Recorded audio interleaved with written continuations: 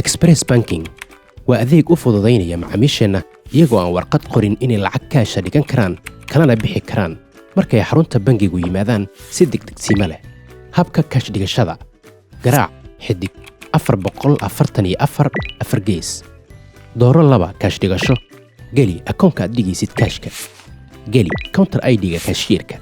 Kadib geli lacagta aad dhiga rabto. Geli macluumaadka dhigaha oo dhammaystiran. Hubi oo dooro 1 haa. Kadibna la wadaag OTP-ga iyo lacagta aad dhigaysid kaashiyerka.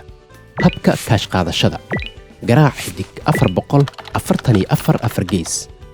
Dooro 3 kaash qaadasho. Kadib dooro 1 oo u taagan akoonka aad lacagta kala bixi rabto. Geli counter ID-ga kaashiyerka.